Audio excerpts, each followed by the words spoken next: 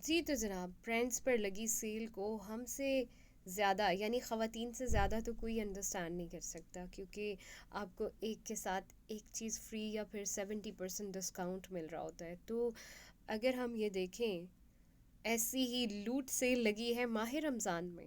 جی ہاں، کبھی ایسا ہوا ہے کہ ایک سوٹ کی خریداری کے ساتھ آپ کو 70 سوٹ ساتھ میں فری دے دیے جائیں؟ ہاں، مگر ہمارا رب بہت مہربان ہے.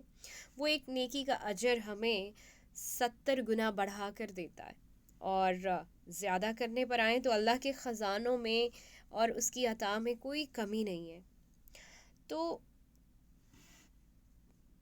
تھکا دینے میں آپ کو یہ تھکن ایک لازوال اور دل فریب سی محسوس ہوگی اور پرسکون سی لگتی ہے. یقین کیجئے، رات کے وقت جب تراویح کا وقت ہوتا ہے اور میں مسجد میں ہوتی ہوں، تو اتنی ہسل بسل ہماری زندگی کی، اتنی زیادہ تیز رفتار ہماری زندگی کی، مجھے مسجد میں بیٹھ کر بہت پرسکون لگتا ہے. یوں لگتا ہے جیسے وقت تھم سا گیا ہے، اور یوں لگتا ہے کہ جیسے زندگی میں ایک سکوت سا آ گیا ہے. دل فریب سے ماحول وہ لگتا ہے، وہ تراویح کا پڑھنا، وہ سحری میں اٹھنا.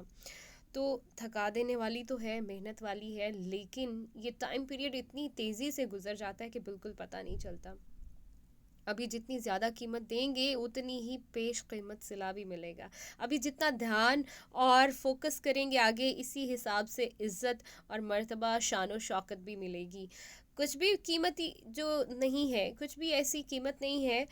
پیاری بہنوں، دنیا کے کاموں میں بھی تو ہم لوگ خود کو تھکا ہی دیتے ہیں نا. ایک کھانا بنانا ہو آدھا دن لگ جاتا ہے، ایک لباس بنانا ہو، بازار کے کئی چکر لگانے ہوں.